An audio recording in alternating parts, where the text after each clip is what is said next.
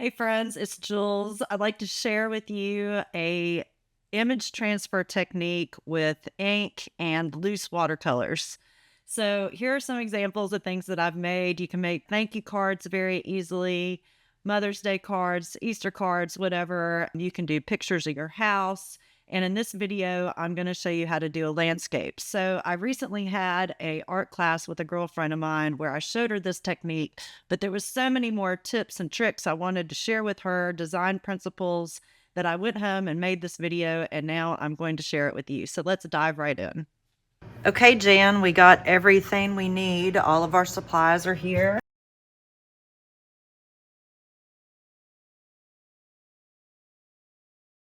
So I'm going to dive right in since we've done this once together. Let's go ahead and set up our space. So I've got the same photograph and the same paper that you used that's roughly the same size so that the photograph fits right in the middle.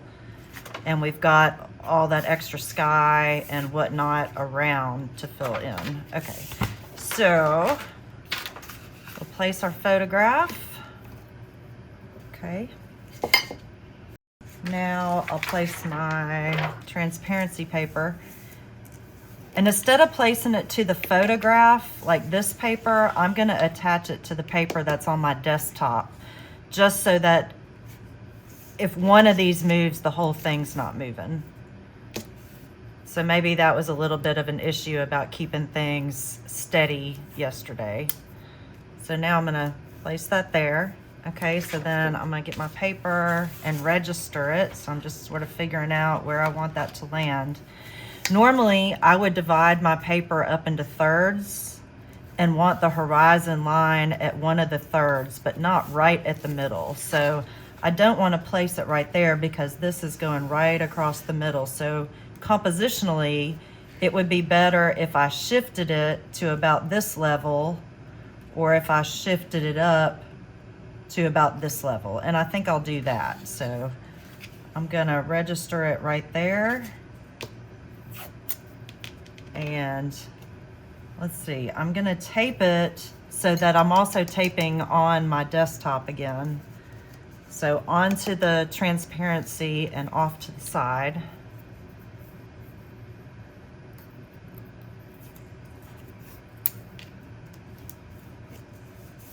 Okay, there we go. That way, and I can get my nails and kind of burnish this down so none of this stuff is moving.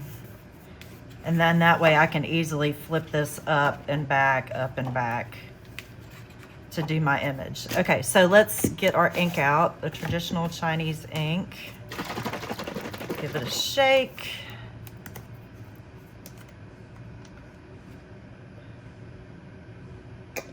And it doesn't take much. As you saw yesterday, I only put as much in the cup as when I put the nib of my calligraphy pen down in it.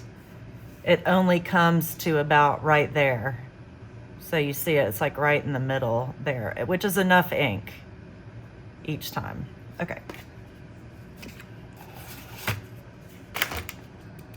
So I'm gonna start with the blackest blacks, like I said yesterday, and I'm gonna actually work this way so that I don't smear everything on my hand because I'm right-handed. So I'm gonna start on this left side. Get my glasses.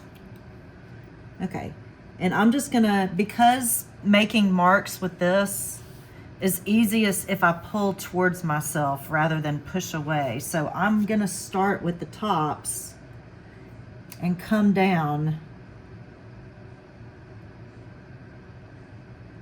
Start with the tops, make it merry. And we'll see how that first little bit looks like. I'm sure it's gonna be blobby. Yes, big old blobby, that's okay. Let's do this next one.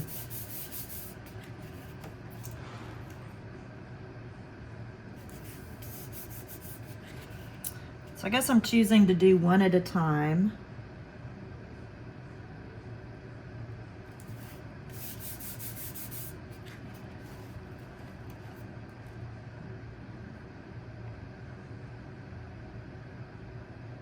Working rather quickly. Now this one in the background, I'm not gonna re-dip in there. I'm just gonna try to use what's on there so it doesn't put out as much. We'll see if that works. A little bit. Okay. Come in here.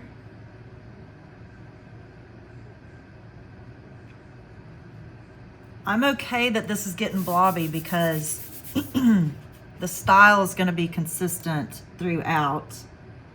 And these things are staying in the shadow as the sun is setting. And because they're the darkest thing on the page, it's actually going to make sense to our eye. Okay, let's see what that one looks like.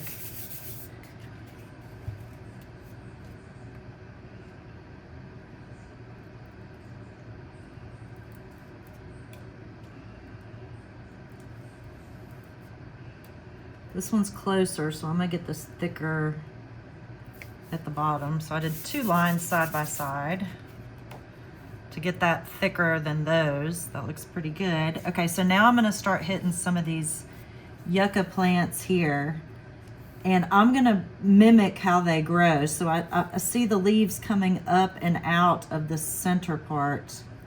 So I'm just gonna hit a few of these.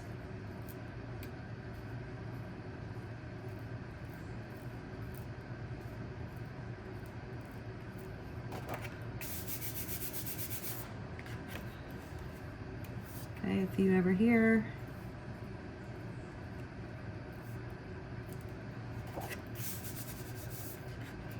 And that kind of fills in that bottom area. Let's see what other ones. Let's do these here. So very broad strokes because I know the paint's gonna smear out. Let's do this one here. We're also making sure, like I said yesterday, about choosing places that are not evenly spaced apart. So now I'm coming over here. I'm gonna get this one. And there's another one lower.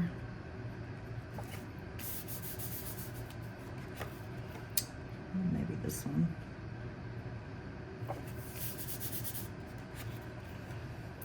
All right, so now I'm gonna come back and get my horizon line. Okay.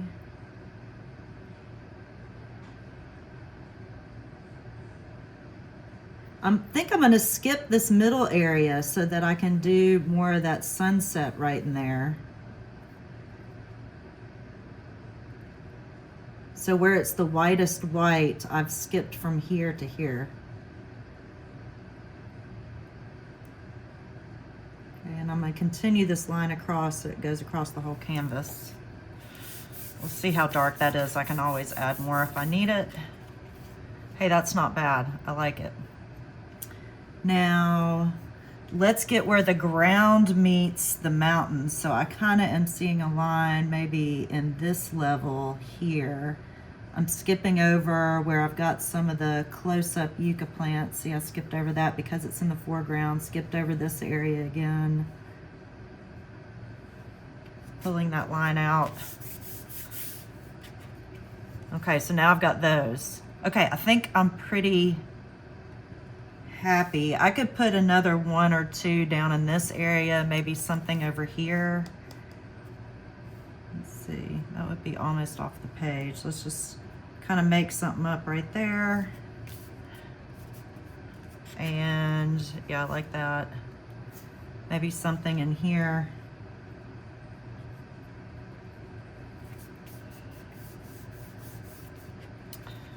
Right there. Perhaps over here.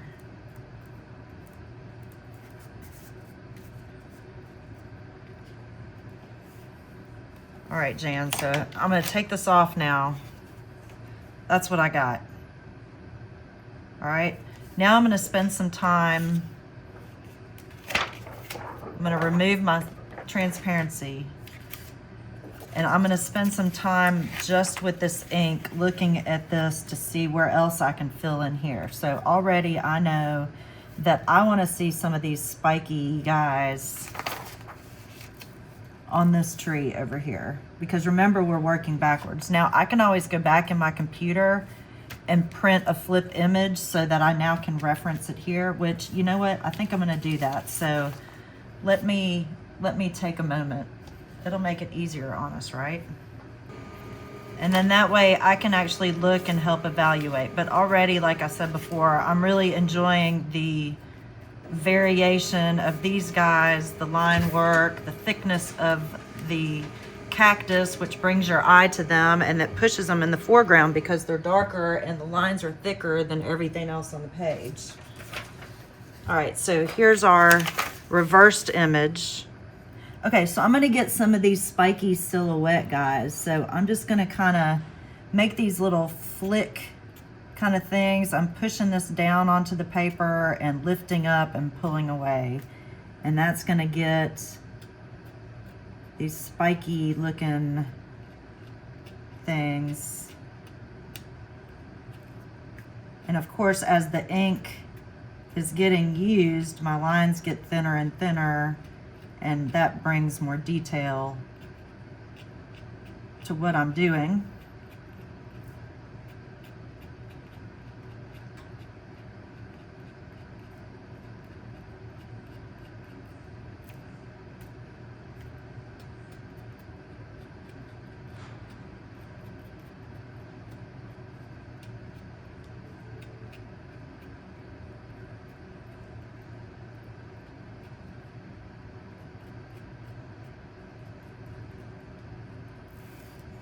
All right, I can even change the silhouette of this if I want to a little bit more, because I like that bend in this. So I can get those lines, maybe thicken this one up a little bit too.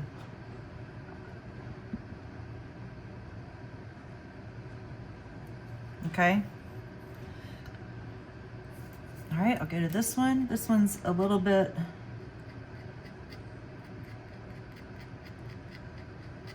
smaller lines. Try not to overthink it, remember. Don't overthink it.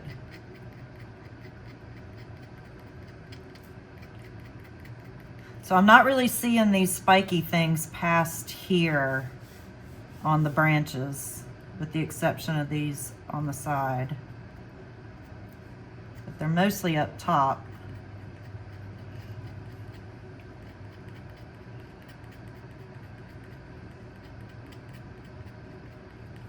Okay, go down to this one.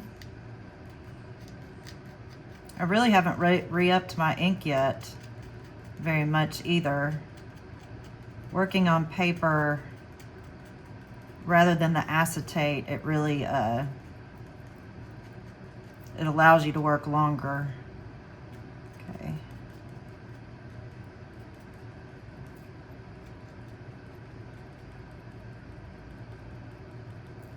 So these are in the more background than these others, so I'm making these smaller and smaller. This one's pretty far back there, so I'm gonna keep those close. Okay.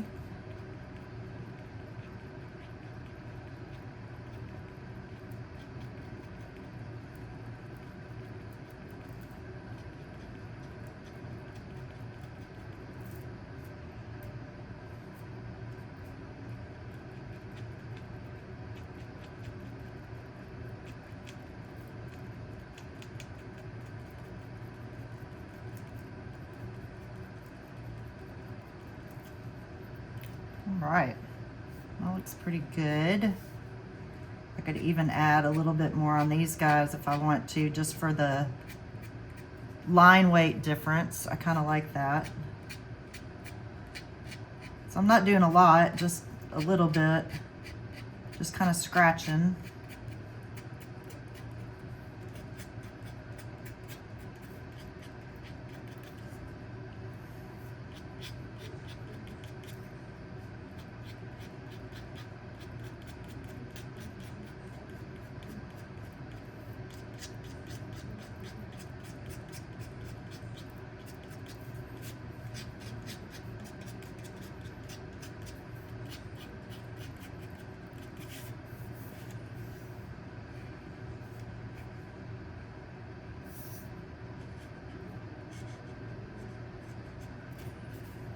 Okay, so I'm kind of liking that. I'm gonna make these lines real thin because I can see them. I just didn't want the big black blobbies there.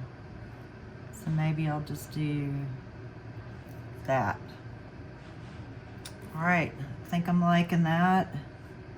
Okay, so as it's drying, I'm noticing I want the thickness of this one to be a little bit more prominent right in there because it's a little thin compared, because I want this to be more in the foreground here and those in the background. So I'm just gonna thicken this up and see if I can get it to be kind of in the same style as us smashing the paper. So I'm just making some wavy lines that are kind of irregular, but I'm also keeping the shape of the tree and I'm making it a little thicker. All right, so that's all I'm gonna do, but I just wanted to show you that as I let it dry.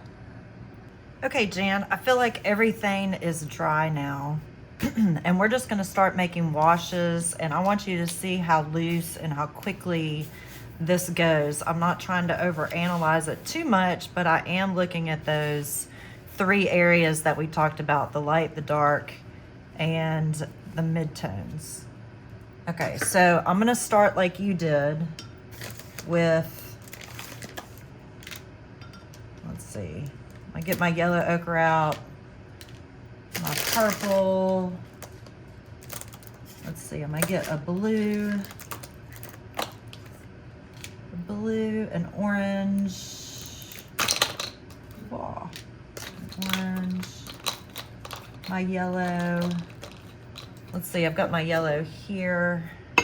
Okay, so here we go. Here's the picture, here's my stuff.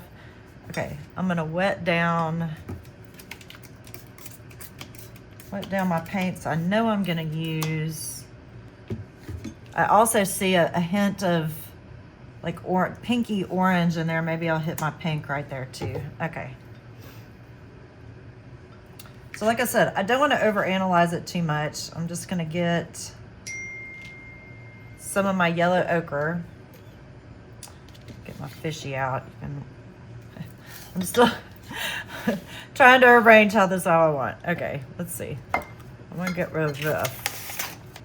Here we go. Okay, so now I've got my photo reference. This is the one that's printed in reverse that we worked from. I've got this photo reference, okay, that I'm working from. Okay, I've got yellow ochre on my brush, and I'm just gonna come over here and get some of this off, dip it in my water, because I do want just a wash of color. So this is what I talk about the mid-tone. See how I can see my palette through the pigment? So that's about how much pigment I want. Plus I know my paper is also toned. So I'm just gonna come in and do this huge wash of color right over all this. Dip it in the water, move it around. So now this is really nice and wet, right? I can come back with my sienna. Here's my sienna. Let me get this wet. Thinking about what we did down here in the yuccas. So while this is wet, I can start dropping in more really wet color in those areas so that I get a nice color bloom. Okay, I can also go back over here, get some more water,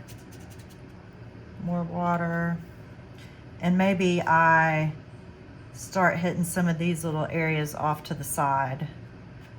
So I've got them all along where I painted the yucca, and then I've splotched on top of that. I'm gonna let that dry while I think about this up here, okay? I've also left this area, let me see if I can blot it a little bit. Yeah. So while this is wet, I can blot and it actually lifts off a little bit, so that's good too. Okay, so now I'm gonna go to the purple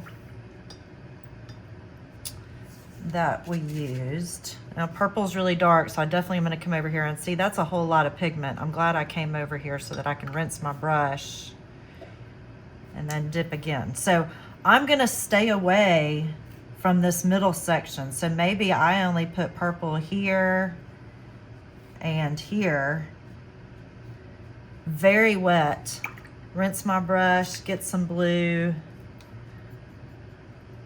get some more water, very loose. And I'm gonna avoid this area of the sky where it's lightest, and I'm gonna avoid the sun area. So if I avoid those two things, I'm gonna get an area of blue that kind of looks like this, and I'm gonna pull it into this purple while it's wet, because I want things to happen. Dip some water to move this around. More water, marry the two edges, leaving this middle part, and maybe I just grab a little bit right in there. I can dip more water, connect those edges so things start bleed, dip. Almost no pigment on my brush, but that's gonna allow this to bleed and move and get all fun. And now I can think about this middle part. I've got a lot of water on my brush. I'm gonna get some of this yellow, and I'm gonna start right here in the middle. That's a lot of pigment, so I'm gonna blot. Let me get a rag.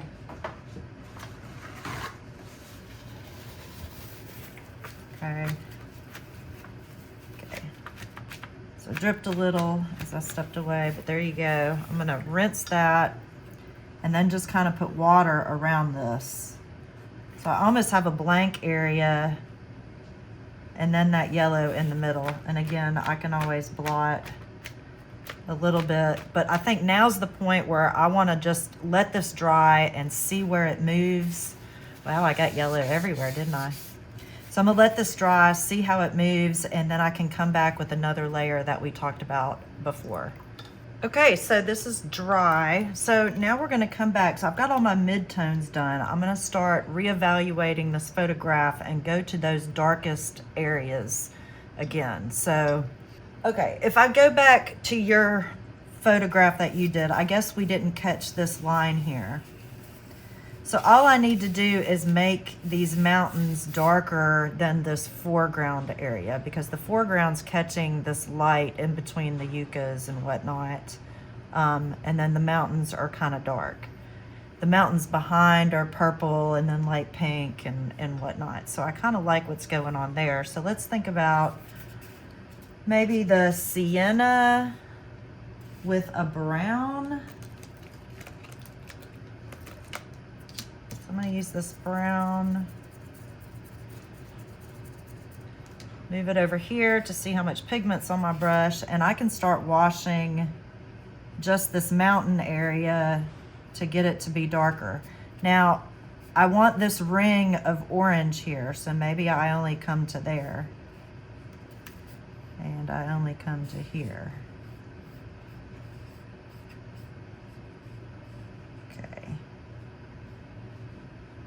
So that kind of helps move that into the background. I'm just kind of smoothing it out kind of at an angle this way.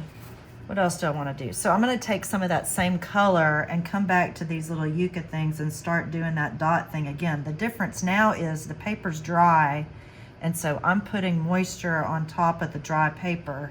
So I'm going to get more concentrated pigment. But again, I don't have a lot of pigment because I can see the palette through my pigment. Okay, so maybe I need a little bit more. Just adding another layer of value to what we have. There's also some little mounds here that we can grab and just kind of make little zigzaggy shapes to kind of pick up that there's more in here. It's just we didn't put them all in black with the Chinese ink, you know. Okay, so maybe like that. Okay, and then I can come back with that hot pink I talked about. Okay, that's very hot pink. So I probably will have to blot some here, but I've got it on my brush, and I'm just gonna zip around this area. And I think it needs a dash of orange in it. There we go. That's nice. I'm seeing it picked up in this cloud right here too, but I know I've got too much pigment on my brush, so I'm gonna dip my brush and maybe hit this area here. And then I can blot. So it's just leaving a small little whisper footprint of those colors, but there's gonna be enough differentiation from what's in the background to read as more of a sunset or sunrise, whichever one it is. Okay, blot, blot, blot. Okay, I'm noticing this almost gets like a reddish, so I'm gonna get some of this darker, like maroonish color and brush it in there too. And I might take that throughout a little bit of the mountain just kind of to darken it, because I like the way that color's playing on the mountains. I might even pick that up in the foreground. Again, this is the maroon color. I've got a dry-ish brush. And what if I just did a little bit like at the base of the trees for a shadow maybe?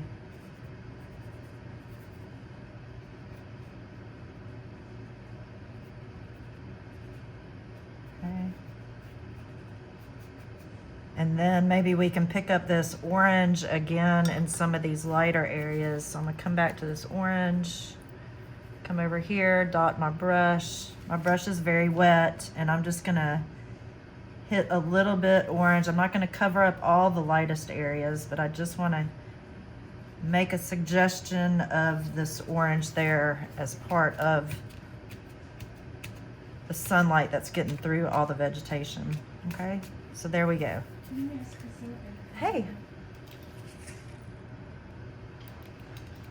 All right, so we're gonna let part of this down here dry, and we're gonna move back up to the sky, which we don't have a lot to do. So I still have the little bit of orange on my brush, and I'm gonna hit around this sun again. And I know I've got water, I need a little bit more. And then I'm gonna blend that out so it starts bleeding out and around. Okay. And I might even, just to add some interest back up here, I might pick up a little bit of that orange and push it this way to catch some of the light in that cloud that we're seeing there. I don't want to cover up my lightest area again because that creates more interest. I just want to add a little hint of that sun reflecting. And a little bit of water, and then I might blot. Okay. Now as this dries down here, I can do one more application of some shadow, and we can go back to that purple, right? Now it's not going to take a lot, and I do want a drier brush because I just want to make some dots as shadows underneath to draw your eye. I can always pick this back up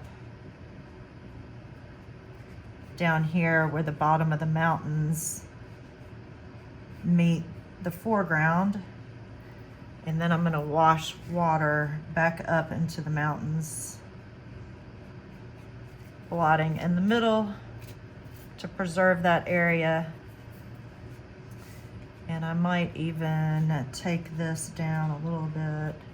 Got the shadows from the trees, maybe longer shadows coming off of each side.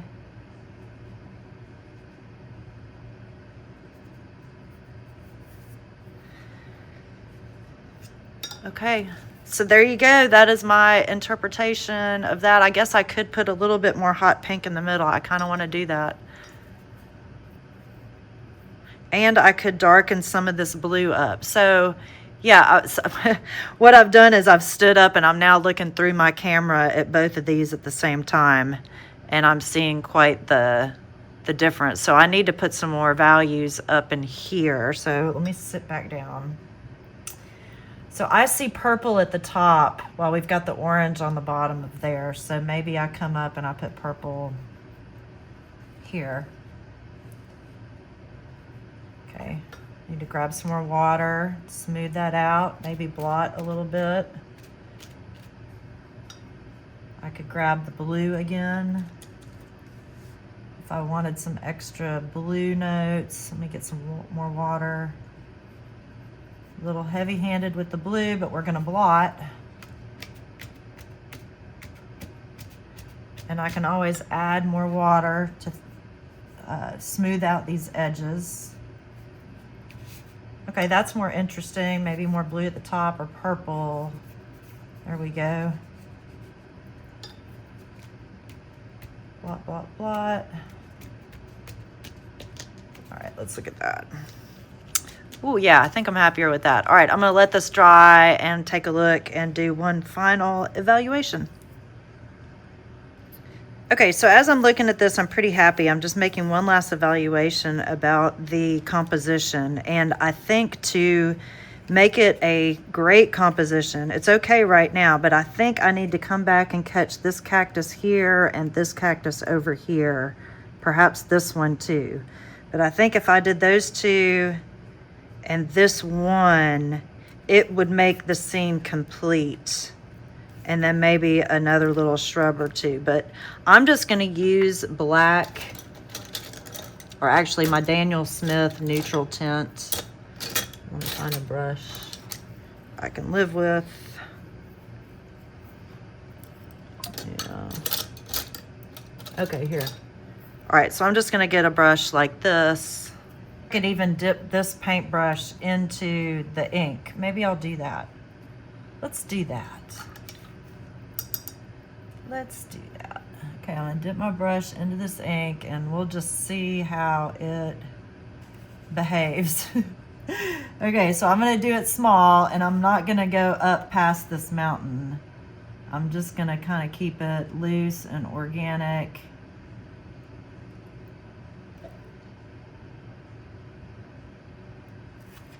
Okay, there. And maybe some little yucca. And then over here, I'm gonna come up above it and the other one's gonna come barely above it. So let's see. So right here.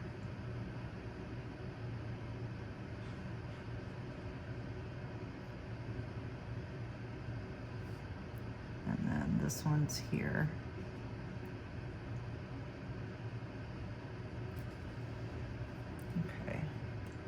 They look a little stiff compared to these others. So I'm gonna make a little bulbous bottom and hit some other irregularities. There we go.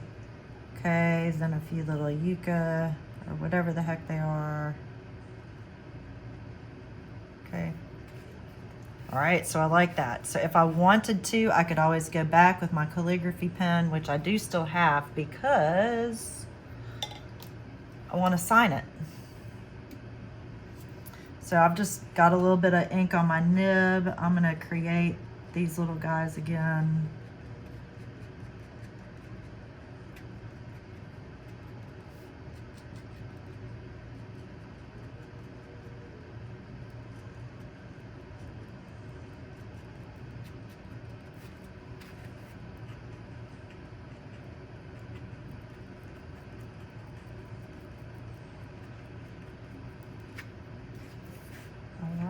And then I'm going to sign it. So where do I want to sign it? I'll probably sign it right in here. I think I like that.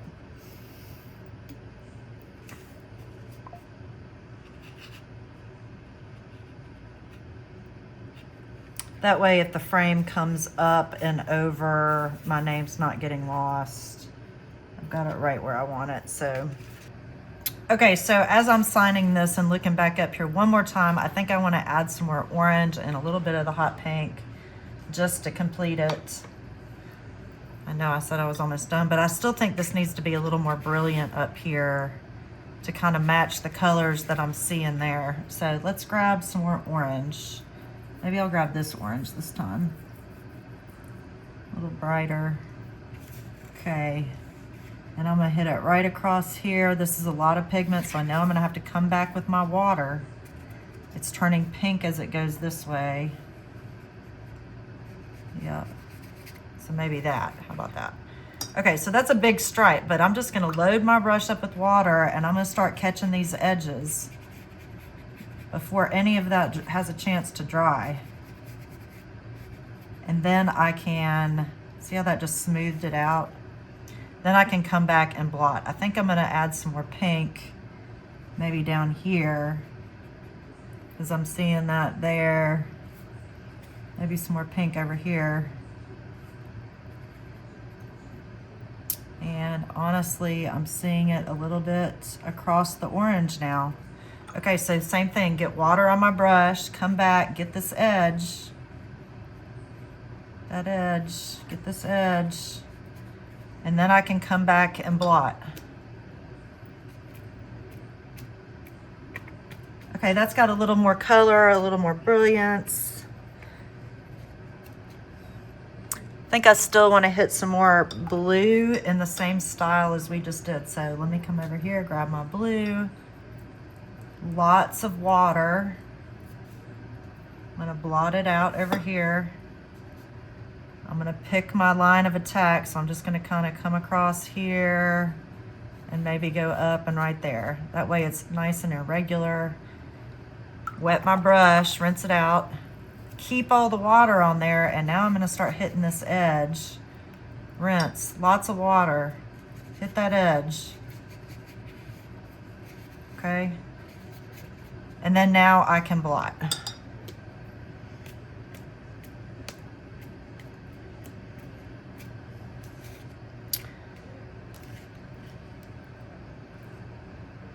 All right, I'm going to let that dry.